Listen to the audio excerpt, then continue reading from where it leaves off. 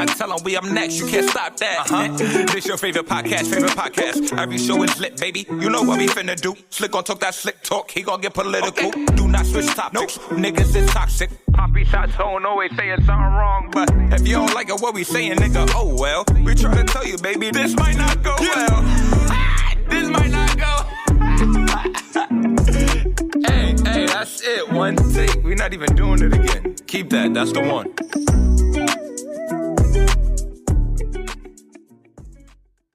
Yeah, welcome back, ladies and gentlemen, to another episode of This Might Not Go Well. Yeah. Episode 171. We in the building. You ain't know who it is. It's the host with the most, B Breezy, aka Poppy Sazon. Yes. What's going on, everybody? It's your boy Slick Grayson, one half of the Therapy Bros, aka This Might Not Go Well. What's going on? Shout out to all my nasty girls. You already know what it is. It's Slut Me Out season. So we going for the next couple of episodes, we're gonna be playing some nice songs to celebrate this slutty season.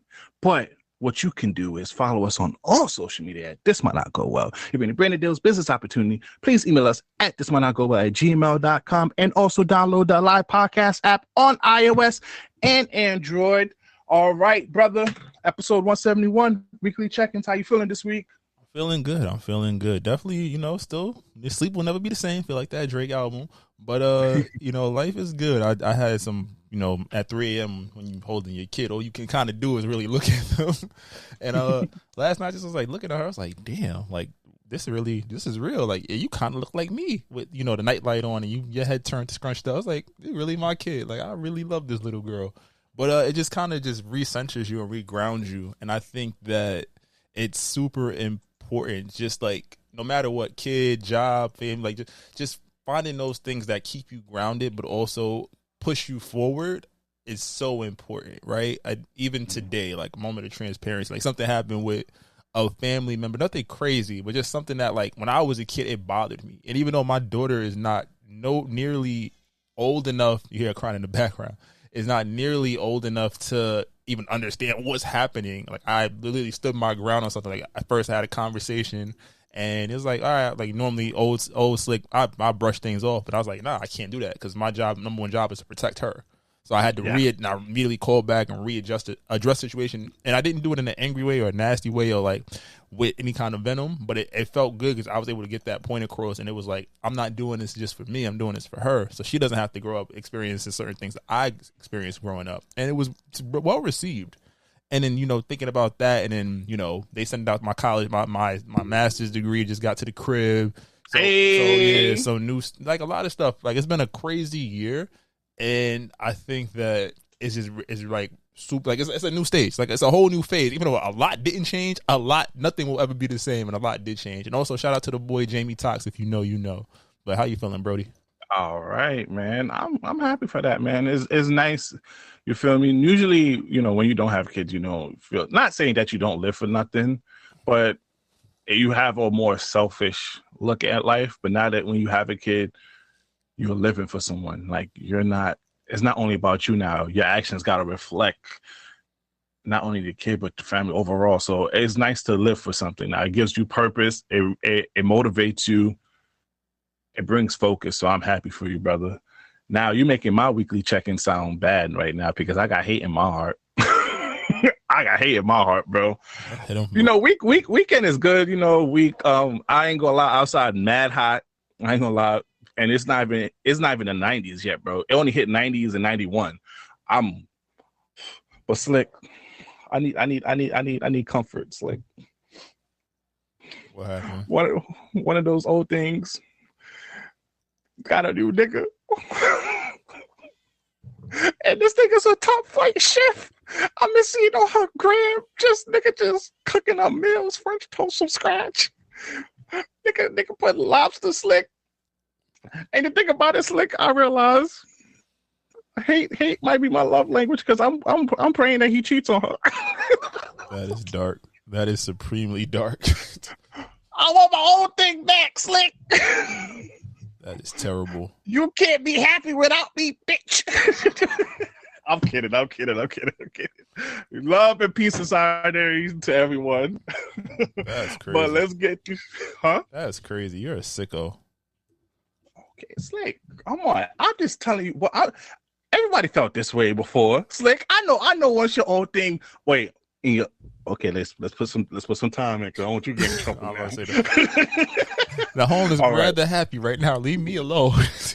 Back in college. Let's go back to college now. This was before you met the love of your life. You know when your old thing got something already. You know, gonna move past that. You know when you had the old thing and you saw her fucking with some new nigga, you feel me? You felt some type of way? Not really. Now niggas leaving me out here. Yo, not really. L co-host. He never sit here and subscribe to my stuff over here. It wasn't true. It wasn't factual. If it was factual, I'd have gave it to you. It wasn't true. Oh, you know what? Let's get to the news over here. All right. In honor, because since we have a podcast, we got to give acknowledgement to the OG podcaster, Combat Jack, a.k.a. Reggie Uso, he passed away. If you don't know who Combat Jack is, he was part of the Loudspeaker Network. He was one of the people that started this podcast movement, also introduced shows like Tax Stone, Brilliant Idiots, even the Joe Button. He even worked with the Joe Button. And also, he's a Sigma too, so shout out to him. Upstate, Beta Xi, Scares Q's. But as you know, he passed away from cancer a few years ago. But recently, on July 9th, in Bergen Street, it was honored by changing it to Combat Jack Street. So shout out to him. Shout out to the OG podcaster. We wouldn't be here if it wasn't for you, especially me, because as you know, we've been thinking about doing this podcast since college, and that was one of the first podcasts that I listened to, and that got me into podcasts. And so RIP to Combat Jack, and salute to you for having a street named after you in Brooklyn. You feel me? Yeah, shout out. Salute. All right, Slick, let's get into your political talk, Slick. What's your thoughts about George Clooney and other people asking Joe Biden to remove himself from the race? And secretly, Slick, they've been doing test runs about if Kamala Harris will be able to defeat Trump in secret surveys. What's your thoughts on that? I think that after that debate and just, optics is everything in politics. A lot of people, the general population, aren't too well informed on what general policies are, what a true candidate's motives are. You get like what they sell you. They're going to hit the radio topics. They're going to do social media and commercial ad campaigns and things like that. You might see them in the neighborhoods a little bit. They don't really tell you what they're really trying to do. And the optics for both candidates look bad. It's just that one base they will cast aside and pretend that their particular candidate is not up to no good.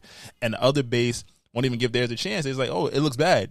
We already saw this happen before. As soon as a Democratic candidate looks like they're sullied, then it's easy for the Republican candidate to take that lead. So, and them doing their due diligence to look at Kamala Harris, I'm not surprised at that, but I think that would do more harm than good at this point. I feel like you can't basically co-sign the fact that the current president who is running again is inept, and that the party, is trying to turn ship this close to the election. Mm-hmm. And I think that, they did some damage control. He does bad at late debates. He goes out, remember, because the next day he was out. He's like, yeah, I might have messed up last night, but I'm still him. Like, he came out with that type of energy in North Carolina after the last debate President Biden did. So it's one of those things where, again, if this was just not the internet age, if this was in newspapers, a lot of people that are generally uninformed wouldn't know about it. But because information is so like that, and for some odd reason, Twitter tells everybody the negative stuff. You feel me? Slick, it's kind of hard though, because he just right now at the NATO, he accidentally introduced the Ukrainian president as the Russian President Putin. I did see that. It's not even that, but he mistakenly called Kamala Harris Vice President Trump. I didn't see that part, but in that respect, it's definitely one of those things that is scary. But again, it's like damned if you do, damned if you don't. I think that if people understand the political system, it's like, all right, we understand the president is the face. They do have say, but that's why you have the three phases of government, so that, nobody has unlimited power and everybody kind of communicate and get things passed. So there would be a support system around him. And on a side note, it's like, again, we've heard about Project 2025, right? So it's like, yeah, we could say Biden is mentally not where he needs to be. His facilities are not strong at this point, but it's like Trump gonna go in there and wild out and take away civil liberties. And we've seen what the Supreme Court has done in terms of like the Chevron ruling, just, you know, stripping away rights from trying to strip away rights from the LGBTQ and things of that nature. So we're treading a slippery slope. Are you going to pretty much vote for Biden, who is upholding democracy with a focus on, no, I want to sound like I'm a Biden supporter. You know, I crack jokes about him every week, but who, you know, he's upholding democracy with a lens towards ensuring that the federal government does not allow states to go too far to the right or the left, right? Or are you supporting Trump, who, again, during the pandemic, yeah, stimmies was dope. So, you know, now you realize, like, that's why the price of goods is so damn high. We was giving away money we didn't have, right? And we're not getting enough on income tax unless you got a kid. Exactly. Shout out. Can't wait for $5. But the cost of what you spent on your kid already is not going to amount to what you got. Oh, I know. I'm dead. I'm broke. I'm in debt. It's this clip. You see how I look? I wish y'all could see me. Like, I ain't like this since ever. My boy got the Dewey. He about to go back to long hair, don't care gang. I'm about to come outside looking like one of them starving artists, bro. It's over. Like, that's no. I'm not gonna afford deodorant. Let me not do that. But again, going back to Trump is like, there's a real machine behind him that is not just focused on people making money, but they are using I don't want to say corrupt ideology, because you don't, again, how somebody thinks, but they're using flawed ideology for the masses to try to create America in their image, and that will severely, I won't even say damage, it might possibly destroy democracy, right? So yeah, Trump is funny, you know, shits and gigs, ha, cool, until you realize that this time there's a plan behind it, what he's trying to do. And this is his last term, so he really don't give a fuck. He doesn't have to appeal to get a second re-election. And they just passed a law which basically gives presidents immunity to crimes, which is it's super duper crazy when you take a step back and think about the precedent. Like, even thinking back to the Obama days, like, they held him up from even appointing a Supreme Court justice. Think about that for all those years. As soon as Trump got in, it was with it. They made sure they got their joint, they people in there before he was done. Yeah, expedited the process. And then the black Supreme Court justice, he over here facing charges, bro. But stay tuned. Essentially, it's like they trying to turn it into, I don't want to say a police state, but it's like they're creating that precedent, and it's scary as people. So just stay informed, pay attention. The rumors are going to be out there. They're going to circulate to scare you, to distract you. And the worst thing you could do is say, I'm not going to vote. Because if you say that, and then God forbid this Project 2025 stuff is real, or it can be pressed, like, again, Trump won last time because a lot of us said we wasn't going to vote. A lot of us said, Hillary, she's dirty. I'm not going to play that game. Most, if not all, politicians are dirty, right? The game is rigged. But the thing about it too is not only just the presidential race is important.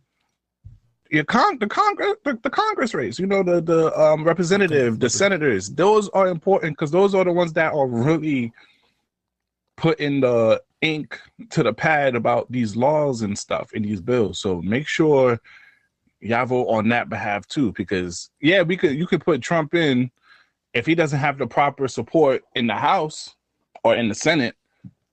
That could stop him from doing a lot of things. Absolutely. So gotta really be smart with this and just, you know, follow the news cycle, pay attention, but also do your own research, come to your own decisions. If you can live with whatever's going to happen, go out there, but don't just sit aside and do nothing. Alrighty, slick.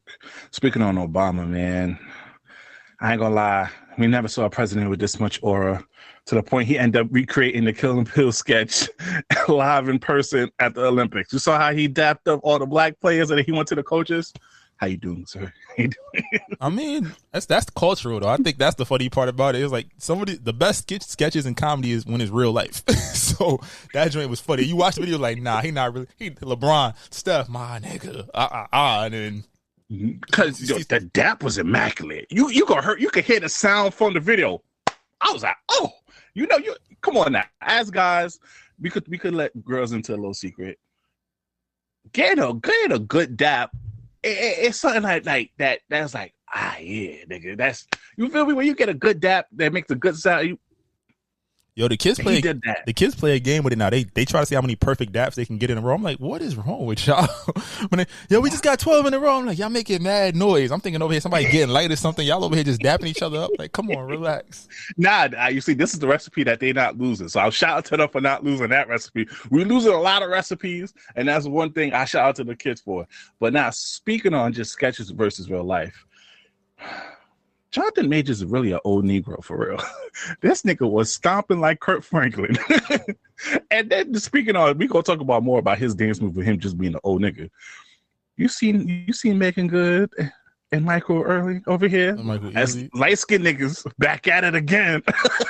The video he picked and hugged up that girl, Meagan Good. The video is definitely misleading. First and foremost, gotta throw a little defense to Jonathan Majors' way because he definitely got the Michael Ealy him embrace first. You saw how he looked at his shorty getting picked up. But you know what? And I think the wildest part, I was watching the interactions because even he was like, "Ooh!" Even after that, the lift up was crazy, and I was just like, "Yeah." But I mean, the fact that the full video shows him showing Jonathan Majors love, that's real. I think that we see all these black Twitter now because they diluted it. We see a lot of it's always some wild take and the reason they go so far is because we've all been there. We've all been with our shorty, the girl we dating, the girl we kicking it with, the girl we taking down, and somebody has come up and hugged her or done everybody know what's the one. You got a good one. Oh, everybody, it don't sound crazy till it sound crazy. Like, wait a minute, what you mean? How you know she good? What she good at? Tell me. Let's go. And then because of the video, it was funny because he dad looked at her like, "Why you off the ground? Like we had it. This my man's." You see that? She not acting like Curtis Scott. Yo, son, you see, you can't find it in white girls. You can't find it. I ain't gonna lie to you. Shout out to Drewski because Drewski put out a tweet like, "Yo, we all been there." But we have. That's the funniest part. Every man has been in a situation with his shorty.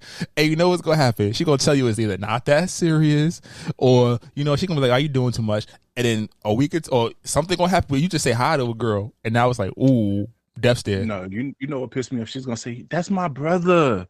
We've been locked. We've been locked in for years." Even though they have really been locked in, they have done movies, Think Like a Man, and other stuff together. But I don't care, bitch. Don't let him lift you up again. Let him know now. I don't care if he showed me love afterwards. There's this brother on TikTok. I remember his name. I follow him. He hit the nail on. I think I saved it. I don't know if I sent it to you or what. Let me just double check real quick. But he kind of hit the nail on the head where he said, accidentally disrespecting your man's ego is a thing. And I think that's something that, we've come into this age, not the soft life and, wanting to be respected emotionally and stuff, where it's like, a man's ego is very essential to his personality. Whether he is overexerting it to the point where it's like, "Yo, bro, you got to check him," or just it's the little thing. Again, somebody, you got a good one. That could be taken in so many ways, depending on where you guys are at in your relationship. If you know who this person, you don't know who this person is. Again, nobody ever wants to be caught blindsided. That's the realest thing about it. That's a fact. I think that is probably the craziest thing because then you get blindsided, and then even too, it's like, oh shit, what really is happening? Sometimes you dig deep and you find something you ain't even mean to find. And I think too, as a man, a lot of us, even I don't have an ego, I'm cool, I'm chill. Nah, it be the littlest things that get you because you be like, "Yo, hold on." And I can't, it's not say I can't, but it's hard to really express that. You don't want to seem insecure. You don't want to seem weak. And even if you do have the emotional capacity, sometimes you bring that to your partner and they will hit you with, "Yo, it's not that deep." Right? Versus, and I think that's hard as a guy in general because because sometimes you be like, "Yeah, you're right. But then it's like, damn, if I have a problem, is it, you end up telling yourself everything is not too deep. And then when something finally happens that's too deep, you already got everything else backed up, and it goes real left. So also to piggyback on your point too, I think one of the major things too when it comes to that is keeping the same energy. I think guys oftentimes want to keep the same energy because they know how girls act. When you talk to a girl, you just compliment. You just having a regular conversation. Her ego comes out and play like, you just saying hi to bitches now. They be doing that little mini voice. Have a good day. So you just, as a guy too, you want to keep the same energy. Like, hold on, you got tight at me for doing this, but you over here doing that. And fellas, you're never going to win. Never going to win that battle. You're never going to. Yeah, go get a therapist, my boy. Go talk to in this society. girls are allowed to have double standards. Guys are not. Save yourself that headache right now in that argument. That's offending. But you want to get to a quick serious news? Matter of fact, hold on. Angela Simmons, real quick. Stop. Stop. I didn't roast you that much for you over here looking like one of them green army soldiers from Toy Stories at the BET Award with the little gun. And now you in a whole fucking bathtub with Oreos and shit. Rev Run did not create Run DMC for this bullshit, Angela Simmons. You forget that she works in Hollywood, bro. Any headline is a good headline. That's people talking about you. In a tub full of Oreos, Slick. How much? Yo, she about to get an Oreo deal. Watch. Again, in the lane that she's in, there is no such thing as bad press. Somebody's talking about you. Somebody's looking at you. That she's been on and our pod is minuscule in the grand scheme of things, right? Mm-hmm. She's been a topic on our podcast now twice in back-to-back weeks. Think about that. So think about larger platforms. Think about people saying, "Oh, Angela Simmons' engagement. She brought the gun to the award show, or whatever. Now she got the Oreos. What's she gonna do next week?" Right? But why are you worried about it? You don't need to do that, man. You got Yo Gotti as your man. What does that mean? You good. What does that mean? Again, Rev Run didn't create that famous meme of him giving out his thoughts in the bathtub for you to sit here and fill it up with Oreo over here and dunking cookies over there. You know damn well your ass ain't dunking no damn cookies in the bathtub. It don't matter, bro. You fight. We discuss this. It's above our pay grade. She probably made a bag off of that, dog. That's why it don't matter. Shit. What? Okay. A serious question. All right. If you had to recreate the scene, what you would use instead of Oreos? Swedish fish. You will put Swedish fish in a tub? Yeah, I'm out here just like this. I'm about to get my brand deal, brother. Swedish fish? Yeah, bro. That's your choice of candy, nigga? That's my favorite candy, high key. Oh, for real? That's my favorite candy, high key. I ain't gonna lie, it has to be Reese's Pieces. Give me all them buttercups. I'm not really a chocolate candy kind of guy. It's not really my thing. I do a good Twix bar, you know. I grab a little cookie. No Snickers? Nah, fuck that. I don't like Snickers. Oh, I don't like Snickers. I was about to catch you like you like nuts in your mouth. Exactly fucking not. No, pause. Know that. See, look, anti-pause. All right, real quick before we get into some music, we got to talk about the situation with the popular streamer Sketch. So as you know, Sketch been raising up in fame with his "Hello there, brother," "Good day," "One team, one sound," memes and all that. He's been linking up with a lot of people, but before he started streaming, he had a past. Slick. He had an OnlyFans account where he was doing a lot of male-to-male action.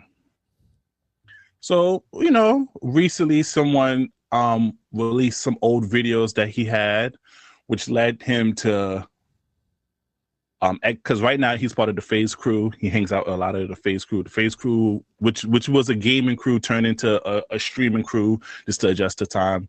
He thought about ending himself. You can look in the Twitter DMs. I got the video of his response, but it's kind of crazy for that though.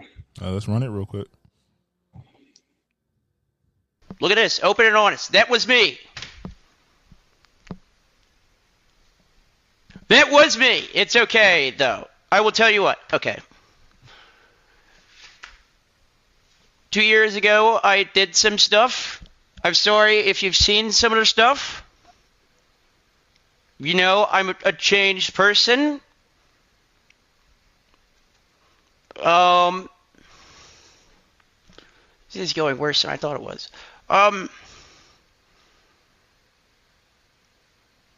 So 2 years ago,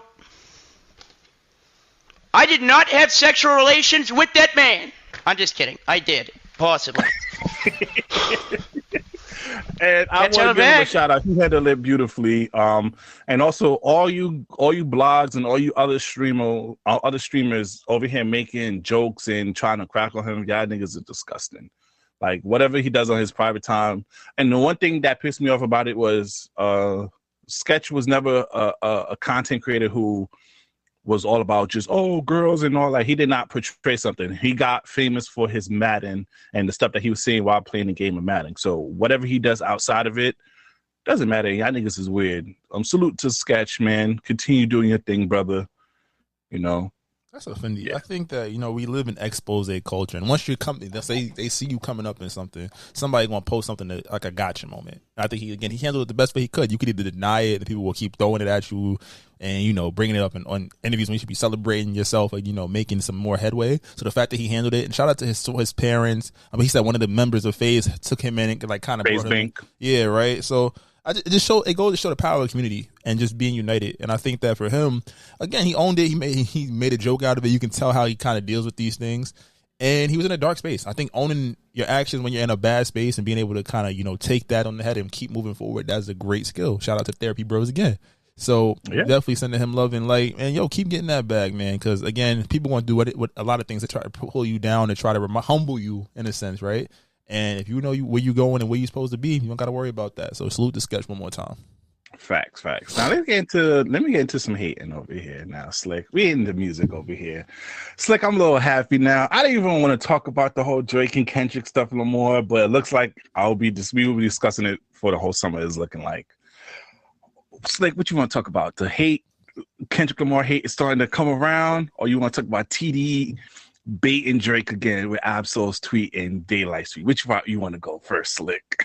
Do whatever you want to do, Brody. Have fun. All right, let's go with the TDE over here. Oh, man. TDE, man. Shout out to you guys. Y'all got some pretty good people. Shout out to Schoolboy Q. Definitely one of the best hip-hop albums of this year, so I definitely want to give a shout out to him. But a couple days ago, man, Absol, man, he was tweeting talking about, Drake can redeem himself, or redemption is not off the table for Drake.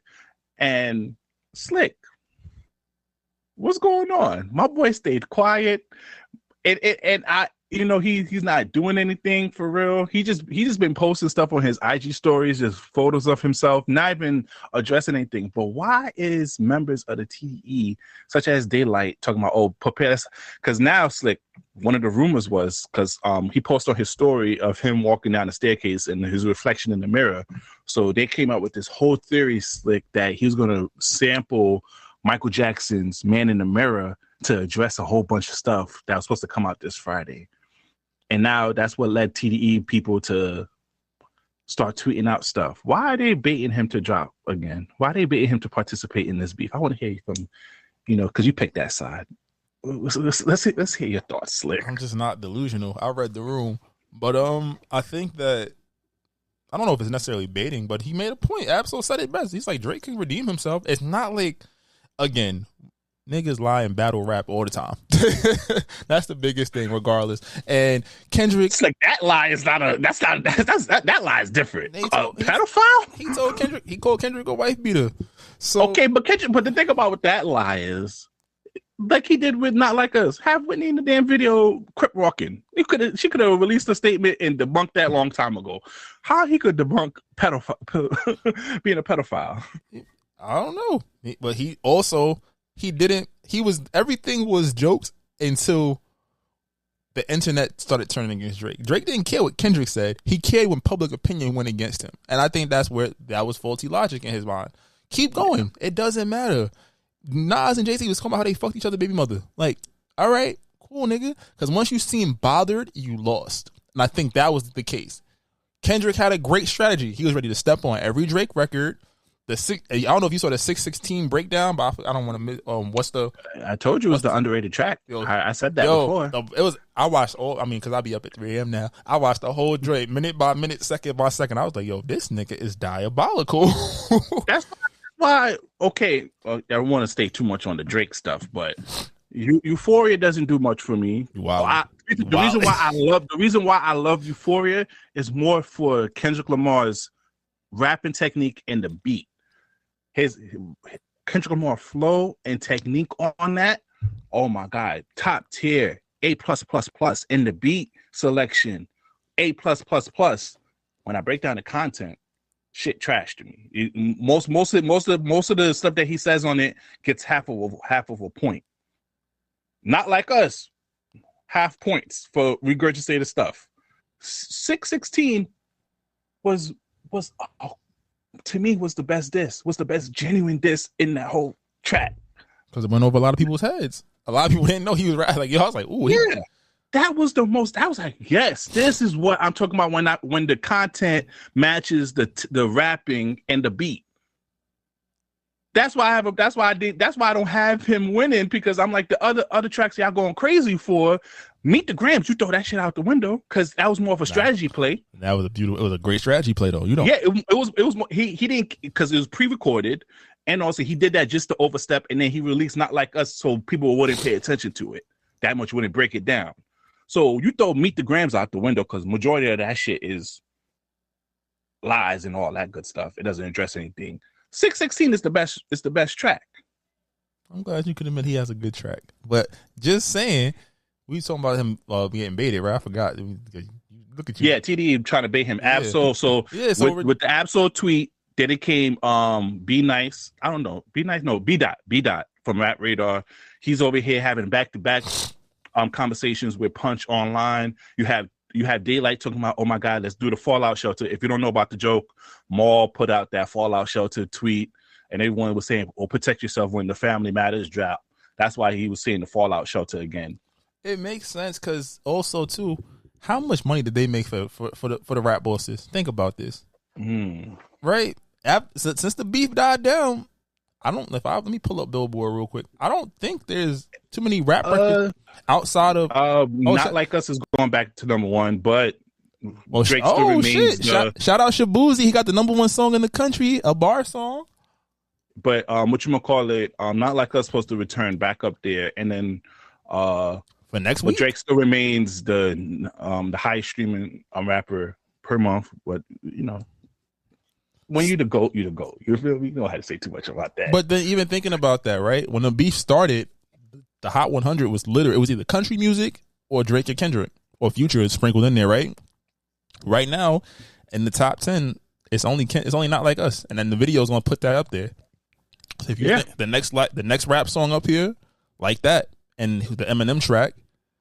After that, Eminem definitely gonna clear it. When his album drop, he's definitely gonna have a bunch of it there. But just going to show you, like, hip hop was dominating and just urban music was killing the charts for a minute, and then when the beef started to die down, Taylor Swift was wilding, Morgan Wallen was wilding, Kendrick and Drake went stupid, Post Malone still wilding, and then now, all right, well, yo, we losing money. We could fight that pedophilia shit. We've been fighting it for 55 years in Hollywood. Y'all need to go back at it. And Drake, you gotta take it seriously. Because again, I think to your earlier point that you made, like reflecting on it, like Drake probably didn't take Kendrick seriously. Mm-hmm. Again, you're going to let people say what they want to say. Nothing will ever top Pusha T saying you are having a child and you had him with a stripper hole type shit, because it was true. There was proof. We never gonna see nothing like that again. Hopefully, Drake. Hopefully the daughter shit not real. Because Drake don't have. I ain't gonna lie, that would be a sad episode. I would not want to pod that week. Oh yeah, that shit I want that ass. It's like bro, it's over. But Drake, but Drake, no, leave these niggas to starve out here. Leave these niggas to starve. Because first of all, fuck the culture. At least on your side, not me, because I love the culture. I'm from New York.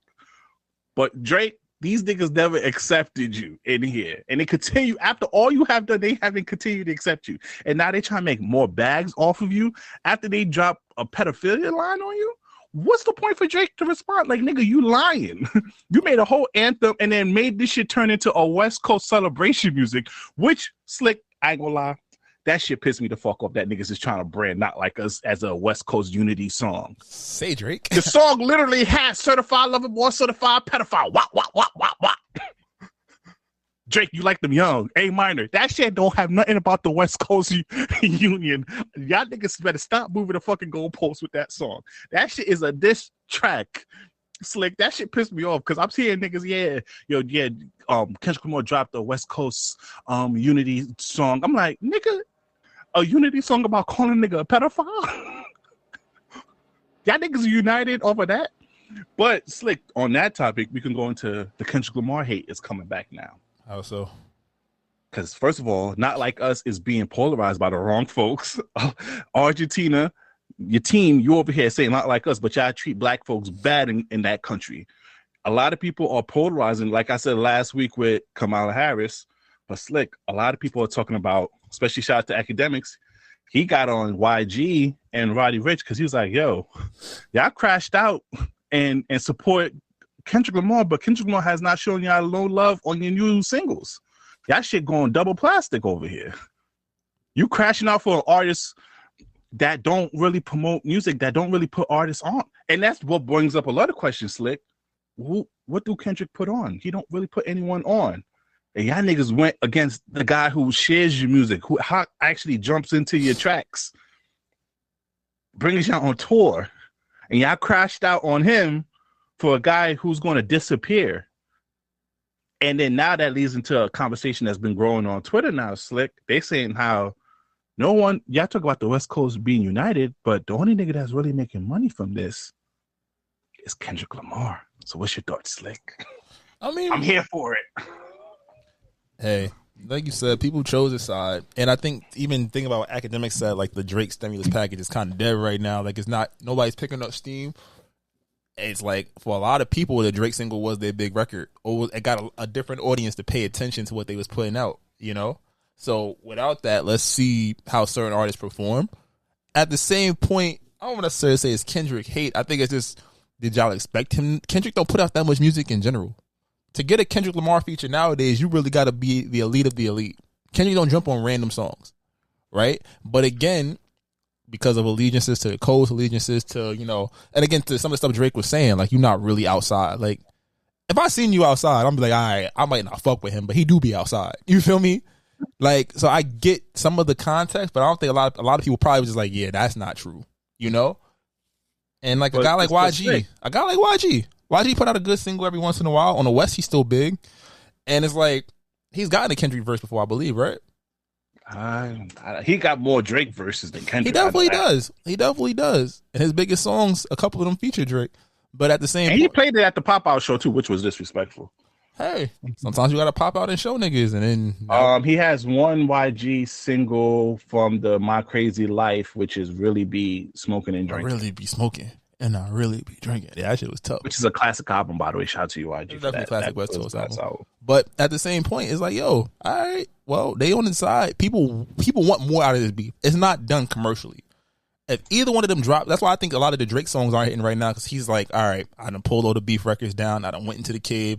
The CC records, which we're going to talk about in a second, right, comes out, came and went. The Sexy Red record came and went outside of a couple TikToks. So I think the real marketability in hip-hop right now is around that, because we talked about it at the BET Awards.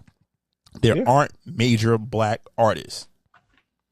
The talent pool is low. There aren't major black artists.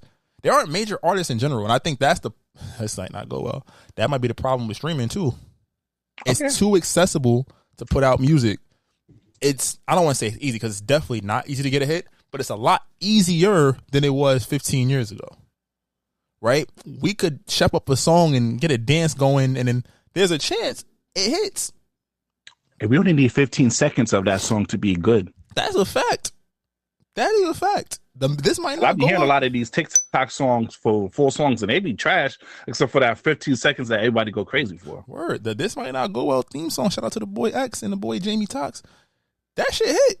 We had a little dance. We add a little to it. Add verses to it after and after. There's a chance. And that's the point. Drake and Kendrick are the two biggest members of the rap sphere with J. Cole. So how do we get the wheels turning again? We see niggas tours ain't hitting for nothing right now. They done talked about Future Tour not looking good, canceling shows. Talking about Sexy Red canceling shows. Sorry to interrupt you, brother, real quick. Metro Boomin, you whole ass fucking nigga over here. Stop playing Drake, nigga.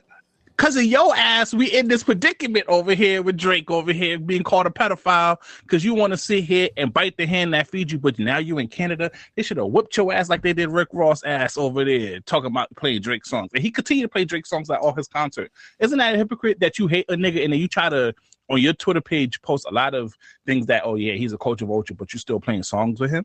Hey, it's going to get the bag. But to your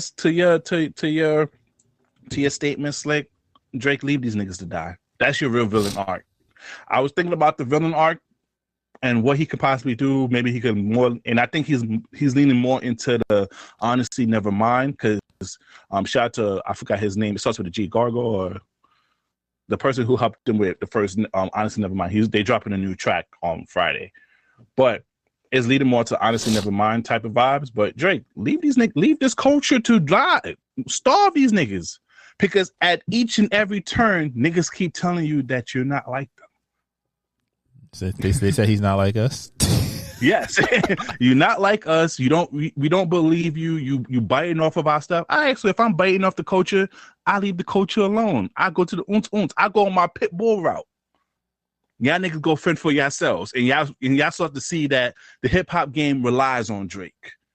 But Slick, I wanted to do this breakdown, and thank you for allowing me to do this breakdown. Last week we talked about Drake's Ugly, and you didn't hear the song, have you? I've heard. No, it's not that long. I played it the other day. Play because we need to do a lyric breakdown real quick, Slick. Have fun. Oh man, y'all, this is Drake Ugly off the Camila Cabello joint. It's funny too because they was touching each other. I ain't going front, but here I go.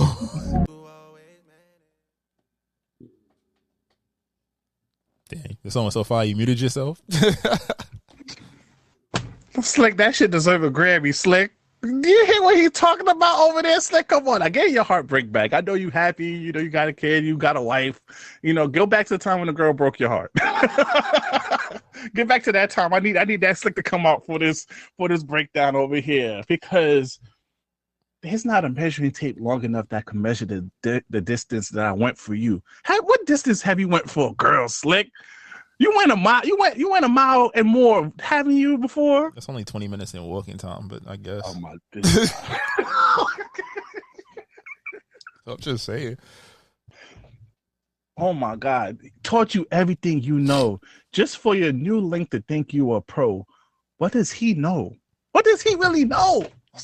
But this leads to my point about Drake feeling jaded. And that's why we get the music from him that we get.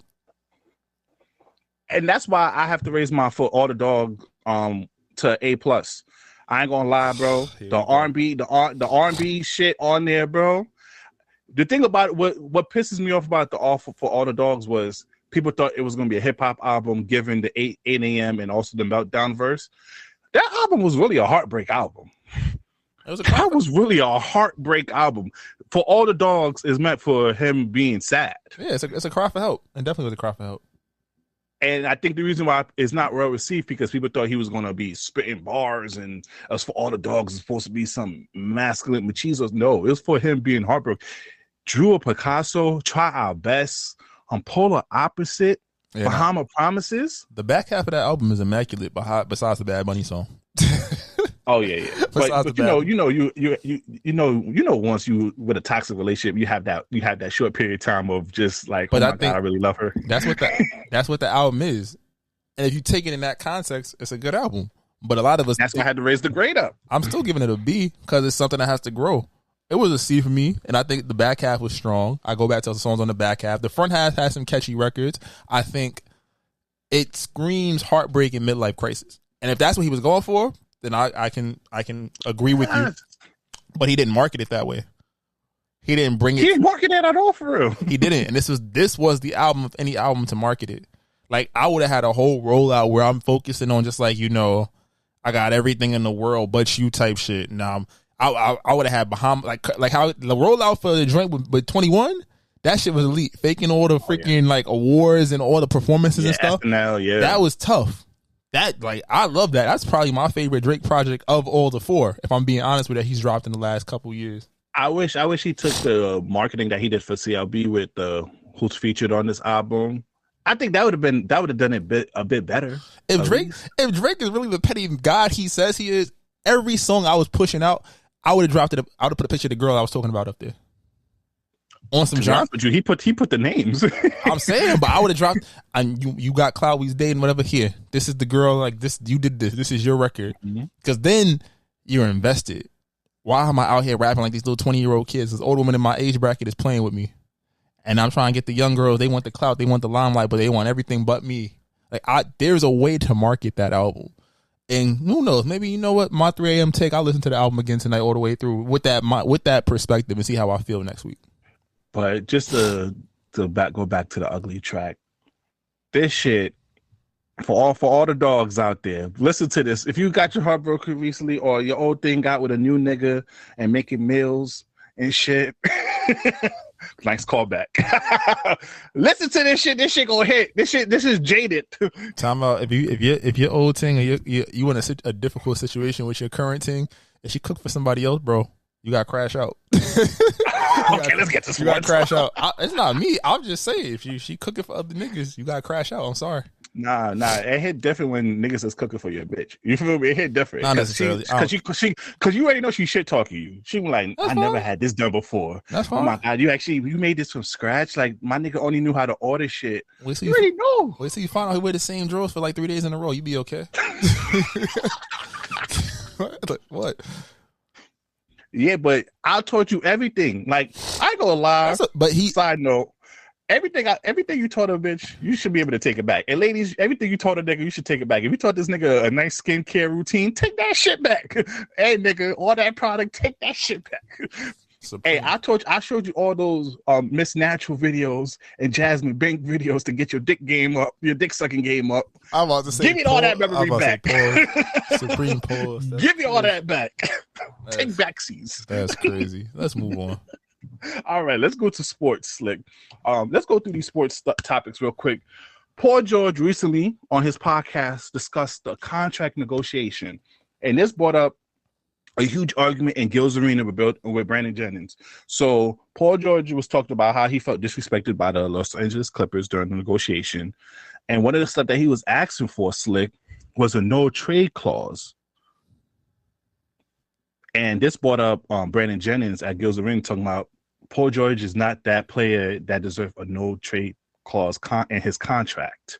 What do you think about the whole contract negotiation and the whole trade clause that he was trying to put in there? I think that, for one, there's a lot of layers to what he said. He came to them. He wanted the 4 years. They wanted to do 3. He was like, all right, if I take the Kawhi deal, which is $70 million less than I can get from you guys, let me get a no trade because I want to stay in LA. I think that's the crazy. And it's like, you think about it, the Clippers, they did that to Blake Griffin. Yo, stay. We're gonna build a team around you. Traded that man 6 months later to Detroit of all places. Like, he not from. Wait, let me give you count. LA's first offer was 2 years and $60 million. Nasty work. Then he asked for the same contract as Kawhi during the season, and then lastly he asked for 3 years and $150 million with a no trade clause in there. And then the final ask was, all right, if you're not gonna give me the no trade clause, give me 4 years and $220 million. Yeah. He's like, yo, but it's also when he asked for it. They started negotiating last year. Couldn't hit a deal. That's when you started hearing trade rumors. 2 years, 60 for Paul George is still crazy. When you think about the guys that's making 35, 40 million, like, all right, you was out your mind. You lowball crazy. The 3 years, 150, I would have gave it to him and Kawhi at the same time. I'm not separating that because now I'm telling you I value you guys differently. And Kawhi, it could have been, all right, we know the knee injuries. You want to stay in LA. You'll take the deal. You don't need a no trade. And for the Clippers' perspective, when Paul George says, give me the same Kawhi deal, they said no. And then a couple months later, they offered it. And now I want a no trade. It's like, you asked for this. Now I'm giving it to you. Paul George felt disrespected. He wanted the no trade. From the Clippers' point of view, yo, Kawhi's better than you. And he's won. Like, he's proven that he's won when he's healthy. Right? You've been here. The farthest you got us to was the conference finals. Right? Mm-hmm. And you fizzled out plenty of other years. So why am I giving you a no trade clause if Kawhi doesn't have one? Like, what makes you think? I can see that from a business perspective. And it's like, fuck it, give me the 4 years, 1, 2. At least if you trade me, I'm locked in at this money. And it's like, yo, but if we can't trade you, if you fall off a cliff or you get hurt, now we stuck paying that bill. And we can't neglect the fact that the new collective bargaining agreement makes this shit hard. They just put out a report today about the Lakers. Side note, they can't sign a player for $5 million because they too close to that second apron. And once you get to that second apron, you can't do shit. You literally can only sign minimum contracts. You can't even sign somebody that's bought out that made more than the amount of money you can sign, like the exception you have left. So for a team like the Clippers, who they just lost in the first round, you know, they had to pay us. They would have to pay him, Harden, Kawhi. They got the new stadium coming out. They could afford it, but it's like, yo, we're going to pretty much hamstring our team and then only be able to trade you for another player that makes this large amount of money. And there's no guarantee they're going to be better than you or have the same impact. It's a tough sell. So I get feeling disrespected, and they say, yo, go if you can find a deal, go ahead. He found a deal. He got to move all the way across the country. Granted, he get to play with another injury-prone star, but he gets a young guard who just went crazy last year. Mm-hmm. But we're going to see how that works. But it's like, all right, cool. You put respect, you get your money, but it's not going to be here. I think the funny part was just like, yo, I was going to the Warriors, and they said, nah, they didn't want to trade. Because if I'm trading you, and not only just on the same conference, but the same division, we play you 4 times a year. They gotta give me everything. I got to make sure like our team, we taking everything, and I respect that from a business perspective. So I feel for him. Paul George is great. I would have loved to have him on the Knicks, but then Mikel got the mentality. Paul George has put out plenty of content, contradicting himself, saying what his role should be. I just want to win. I don't even want to win. I want to play the right way. I want to ring. Oh, I don't want to do the dirty work. I don't want to just sit in the corner. Oh, I don't need the ball. Like he says a lot of things that's like, yo, as good as you are, you're not projecting alpha. We know you got skills. You got it. You're one of my top 10 players in the league that I enjoy watching play. But right now, there's nothing you can do right now. Take that bag, Philly. Philly got all them dudes making 40 to 50 million. Cool. If I'm the Clippers, I know they talking about bread right now. I might, depending on how shit go, I might look at Zach LaVine. Yeah. I know Zach LaVine's contract is nasty. He's from LA. He don't want to be in Chicago, so he has no incentive to really try his best. He's getting his money one way or the other. Leave that for the Lakers, though. Leave that for the Lakers. No, Lakers. That's the difference, though. You put him on the Clippers, it's like, all right, empty stats. Nobody cares. Y'all make the playoffs. They got a new stadium. Cute. The Lakers need somebody that's guaranteed to win. The Lakers need to go get Trae Young.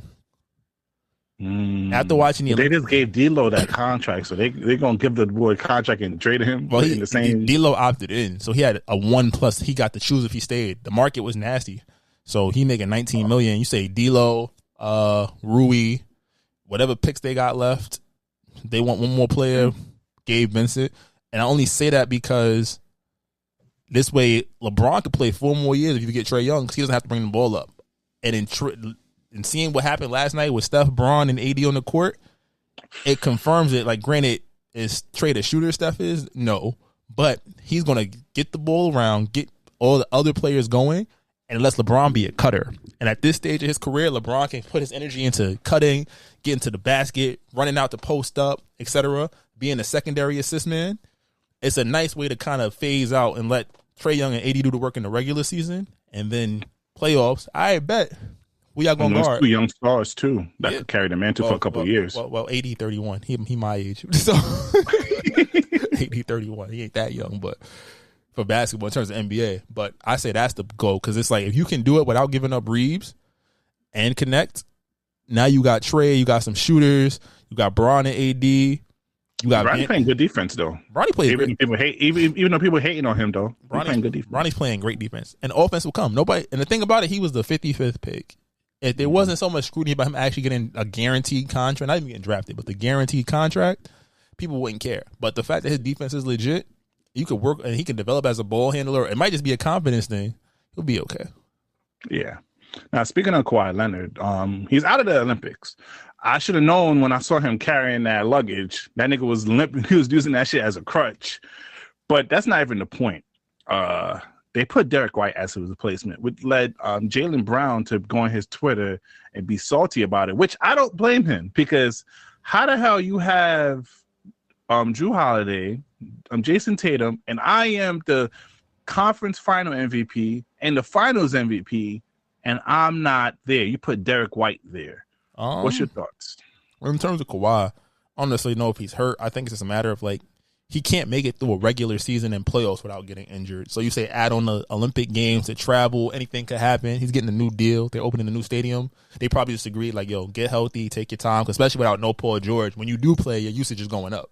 You feel me? They added a bunch of defenders. My nigga was in Costa Rica sipping on a drink, having fun. That's his downtime. But when it's time to play, it's like, yo, you banging, you a knee bang away from like, all right, cool, you out for 6 weeks, you out for 8 weeks, you out for the season. Oh shit, we have no picks, especially because they don't own their picks for another 2 years. Excuse me, from the Paul George trade from 5 years ago. Yeah, nah, chill. In terms of Jaylen Brown, I do believe that it was not an oversight that Nike basically said like, yo, bro, nah. You stood up for Kyrie because Kyrie too. You be like, all right, get another guard. You got Derek White. The thing I like about it is that he's a role player. He's not going to be mad if he doesn't play. And he's one of the top defenders in the league. So you get somebody that's going to go out there, doesn't need the ball to dribble, can play defense, used to run into the corner to shoot, right? You put him and Drew Holiday out there. That's the NBA champions backcourt defensively. Lock the fuck up. But Jaylen Brown definitely caught the short end of the stick and Kyrie because of some shit that happened a couple years back. Yeah, that's crazy. Real quick. Donovan Mitchell, lucky motherfucker, you got Coco Jones. Shout out to you, Southside Jedi. I know you a little salty about that game because he loved himself some Coco Jones.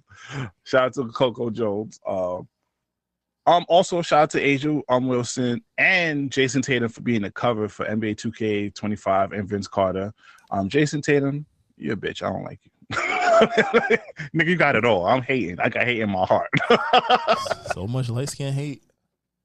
And also, Carmelo Anthony, you might gotta really film yourself whipping your son's ass in ball because he keep disrespecting you in all these interviews. We don't gotta go too deep on it, Slick. But what's your thoughts? Because not only he said here and says Bronny and LeBron could whip him and his father's ass, but he also said Jason Tatum can whip his father's ass in prime Nuggets or prime Knicks Melo.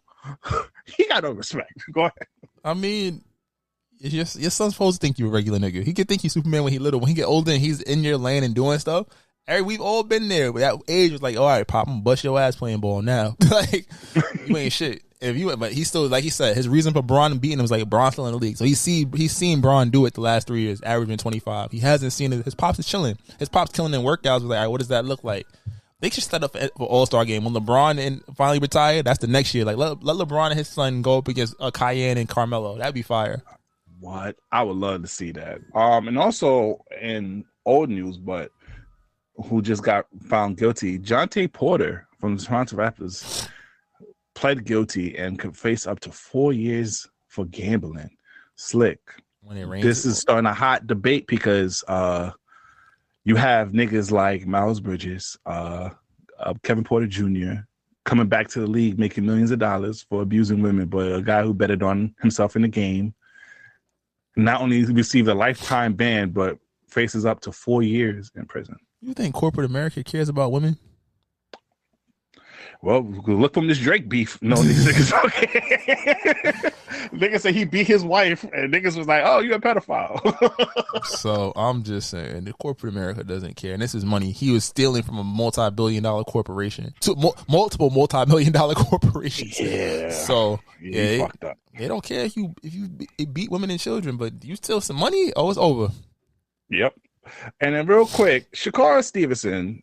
I ain't gonna lie, you are a very technical boxer, which can make fights look boring because you're not really trying to stand in that square like Tank or something like that. But bro, what you're doing on Twitter right now, going against everybody who has something to say about your fight, is corny. Especially against Mase and Cam'ron. You don't, Mase and Cam'ron. You don't understand Harlem niggas are petty and will not let go. Niggas will. He's slick. He doesn't understand about New York niggas for real. Especially Harlem niggas. All they do is just go crazy. He's frustrated though, because I think this is the second fight where he's been called boring. A lot of the top fighters, Devin Haney was ducking him, throwing him shitty deals and stuff like that. Tank disrespect him every time they talk to each other. Like, Shakur is nice. Like, they compare him to old Floyd. Like, he's so a step ahead when it's boxing. It looks like running, but he really, like, he said it. My eyes are my superpower. I see the punches coming. I could dodge them, and I'm going to just tag you up, and then you won't touch me. Right? That made Floyd hundreds of millions of dollars. I watch young Floyd. Yes, I definitely see the I see the conspiracy. But Floyd was just on a lot of level, though. But Floyd built that up. Floyd built that because he's not used to knock motherfuckers out back in the day. And then it's like, all right, cool. Yep, ice cream truck here. It's all right. But Floyd used to knock motherfuckers out, and then people wanted to see it. And then he was fighting the big names at the end, even though he was a little past their prime. But that's neither here nor there. But Shakur is like, he wants the respect. He wants people to acknowledge him as what he is, which is, if you really look at it pound for pound, like, I would love to see him fight Tank. I would love to see him fight the greats of his division, the Lomachenko, Teofimo, right? But at the same point, those guys, they go to war. He said it in the interview about Tank. He's like, yo, Tank got that knockout power. And that's why people probably don't look at me the same way. But this ain't going to war with Mase and Cam and other people that are saying, like, your fight was boring and just taking the criticism. Like, I understand as an artist, you know your art, but think about what they're saying. And then the fact that you turned down that deal with Top Rank, the 5 fights for $15 million or whatever, like, a lot of people is probably sour with you right now looking at you. They're like, oh, word, you not drawing. I mean, he did do numbers for ESPN that Thursday night fight, but you're not getting the weekend fights. You're not getting the super crazy. I didn't know he was fighting until like the day before. Yeah, fact, same here. So respectfully, it's like you getting that. Like Cam'ron was like, "Yo, you mad at us? Like, nigga, go fight. Like, fuck you doing? Like, don't bring it here. You talking about you want to square up, nigga? We don't fight by the niggas rules. Strap up and all, bro. Hey, nah, go out there and go whoop somebody's ass. That's really what it is. Because right now, you a star without a home. So respectfully, it's like, okay, cool, bro. I respect you, but I follow him on Twitter. I watch his the TikTok videos. Like that man really gets it defensively, but it's like that's right now not gonna make you the bread. You get a super. Matter of fact, take a little bit less and go knock one of these high key niggas out real quick. 5 rounds. Like a Frank Martin. Yeah. go break somebody's jaw real quick, and then it's like that's what y'all want. But Slick, I'm scared for him to go against Tank because Tank, I ain't gonna lie, Tank word for word explained how the fuck he box, and it looks like Tank knows how to beat him up. But then Tank, he says how, oh yeah, he throws a punch, but he backs up.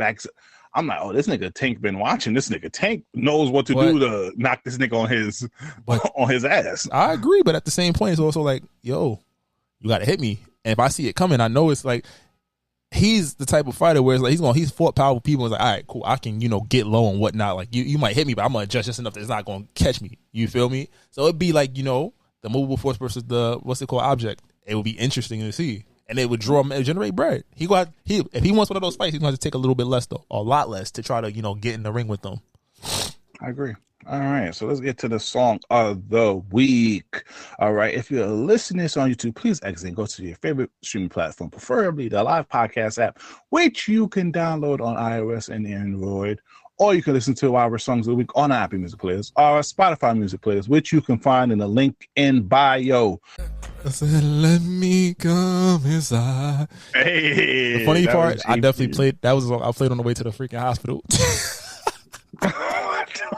That's how you got your game. I was like, what you want to hear? She said, I don't care. Just get me there. I was like, say less. Whoa. What was her reaction to that? Private room. She looked at me and shook her head. She was in labor. I was like, let me play my song real quick. She's like, get the fuck away from me. Well, guys, you can find. But you don't teach me because I'm trying to fuck. He was wild. Respect to JP. Tell the men I ain't got cheese. Won't you ever made a bitty hit her knees? No. Whoa. Oh, guess what? I'm JP. Hey, who bow shaking down, baby, you a bad bitch. She shaking dummy ass. I just wanna grab it. I think it's like a 1950 black artist. But you can find our previous song of the week on Apple Music Players, on Spotify Music Players. But that's not what you're here for. You're here for the people's choice, the people's favorite. Slick, drop it. I can be toxic, but so what? You gonna love it here. Shit, fuck is you talking about? We have fun over here. It's very fun here. And it's fun indeed. Welcome, ladies and gentlemen, to the Toxic Service announcement. You already know what it is. This week's Toxic Service announcement is sponsored by Heart of Moisture. This Might Not Go Well podcast is sponsored by Heart of Moisture, your most trusted distributors in all things beauty. From hair products to wellness tools and more, we provide you with access to beauty supplies from wherever you are. Follow us on all social platforms at Heart of Moisture and visit our website at heartofmoisture.com. Let us know how we can serve your community when it comes to your wellness needs. Email us at admin@heartofmoisture.com for more information. Essentials with ease. All right. Shout out to Heart of Moisture. You can find the link in the description. Support Black women. All right, Slick. This week's Toxic Service announcement, we got a couple of topics here. A couple of fun but quick topics. Funny Marco post on his gram a question, and I want to hear your answer to it. Play it. Oh man, why you gotta do this? Yeah. Oh, my fault. You got a lotto playing real quick. Here we go. My bad. Here we go. Let's get it. When someone says I'm seeing someone, it means that you're constantly seeing them, and it's going to be hard for anybody else to get in that schedule. So that's the definition of seeing someone, meaning that I got to see this motherfucker every day. So if I don't see him this day and I'm with you, they're going to be wondering what the f- going on. And then that's when the lies begin. True. That's when you start when someone. What's your thoughts on that? Nigga, he ain't lying. If I'm seeing somebody and I magically I don't see you, you go, oh, where you was at? what you was How doing. many days? How many days? 3 days?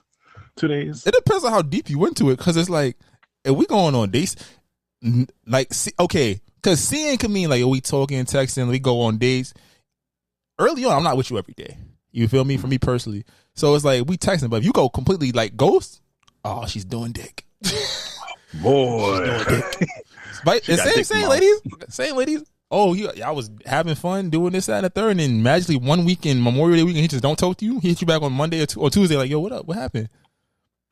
And also, it depends too, because if you don't hit me up on the weekends, oh yeah, you doing dick. Doing dick.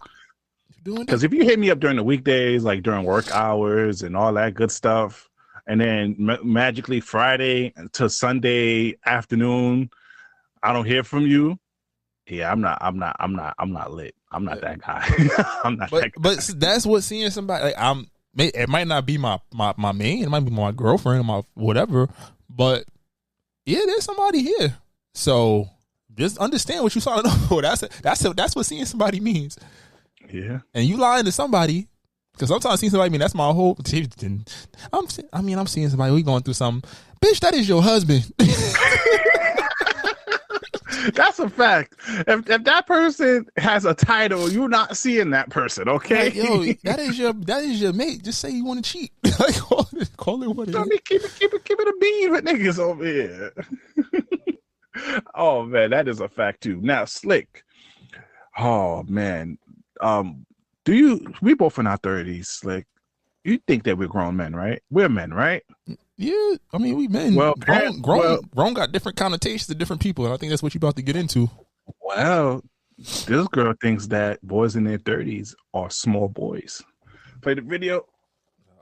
I'm going to be dating men, and if I have a vision for what I want my life to look like, I can't be dating boys in their 30s. Those are small boys. Even though I'm 29, boys in their 30s to me are small boys. I need to be dating men who are looking towards creating sustained and long-term, stable, future type of themed activities. So what age are we talking about here? Maybe like late 40. Going to 50. My daddy's age. If possible.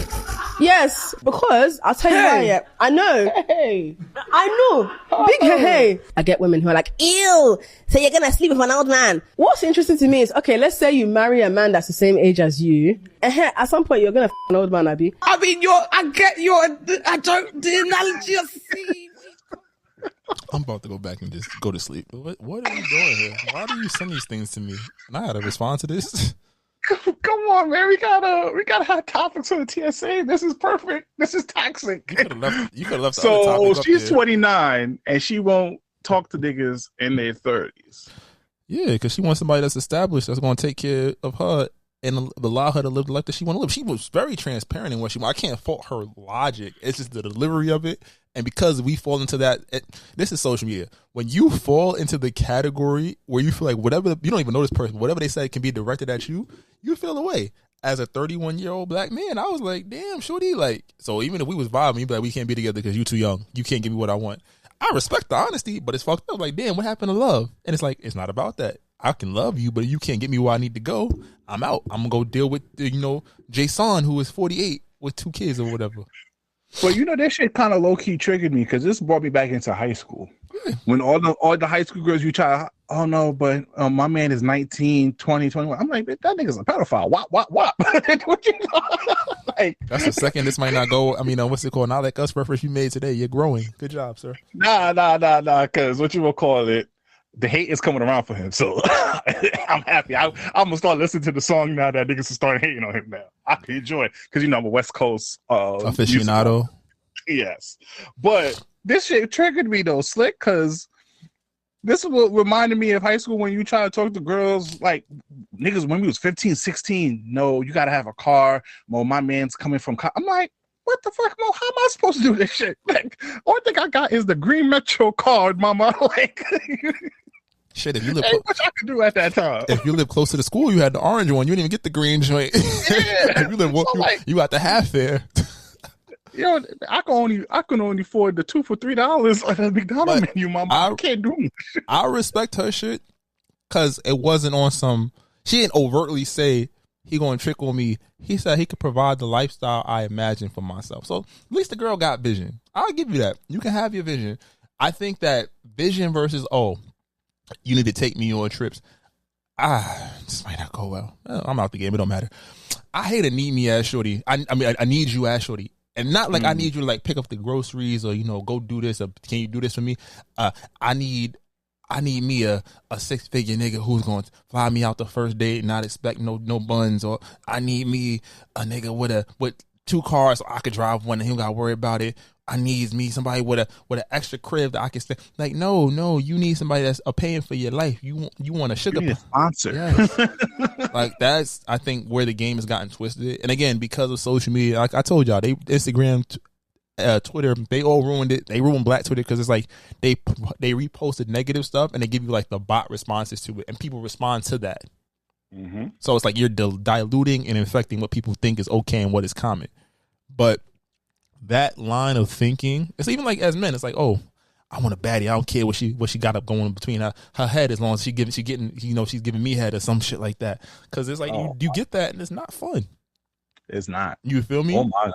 And then for a lot of you end up settling because okay, I got this, but it's like, damn, we don't talk. Maybe what's on your heart? That should be the name of the episode. What's on your heart? It's just like nothing.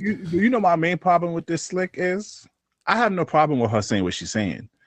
Is the reality? Is she's going to accept the reality of dating an older nigga? Because, baby girl, that older nigga don't look at you for commitment or look at you for long term. He looks at he most of the time that is looking for you for enjoyment. And once he's done with you, or there's something else that looks better to you, because like they said, a bad bitch turn 21 every single day. He's gonna throw you out in the wind. What? 21. I said 21. Nigga, I didn't say 18. We 30. She nigga, when you was 9, she wasn't alive. That's still wild to me. No. I'm not saying for me though. But I'm just saying in general. Like I was like, ooh, damn. I was playing with Power Rangers. You was, swimming in ball sack. But my whole thing is they don't accept the reality of that lifestyle. And I think that's my main thing. I never had an issue with girls who want to be part of that lifestyle. Be part of that lifestyle because you want the lavish shit, all that. Understand, majority of that time, that shit ends off on a bad note. It's very temporary. Niggas don't really value the way that you think you valued. You're really like a prop or trophy wife. And then once they get that, then they be like, oh my God, he used me. And I'm like, baby girl, what you thought was going to happen? You thought nigga was going to come out of nowhere for your young self and provide this whole lifestyle, and you didn't provide no support. You didn't help me build anything. And you think you want a piece of that?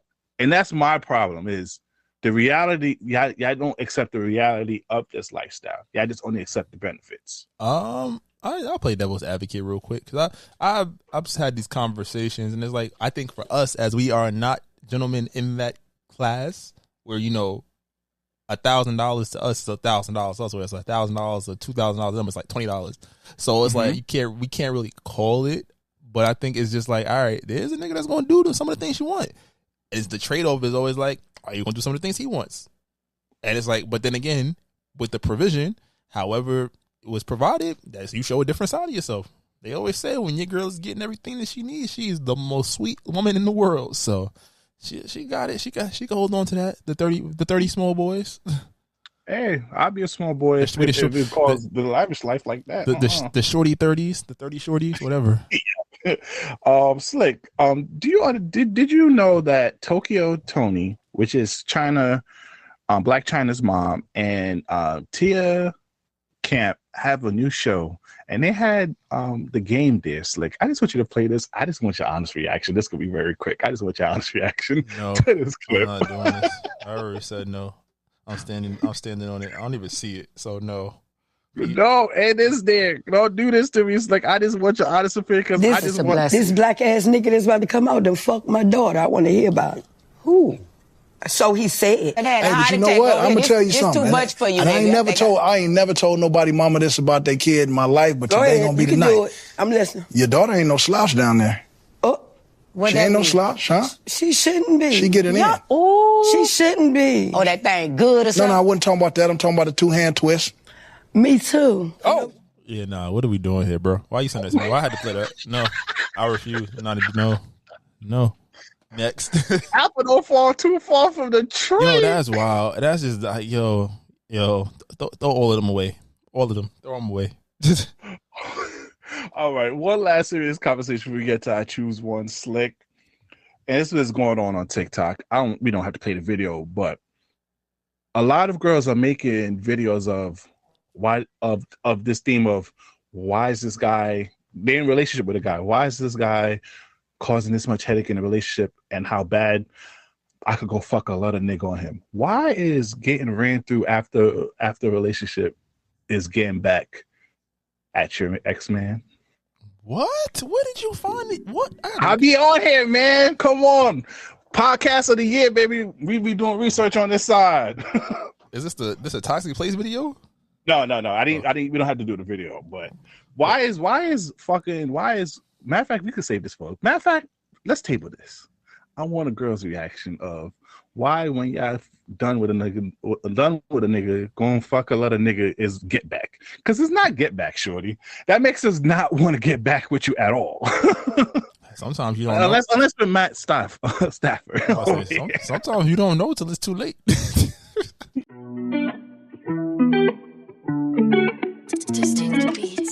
Try to tell them we up next, you can't stop that.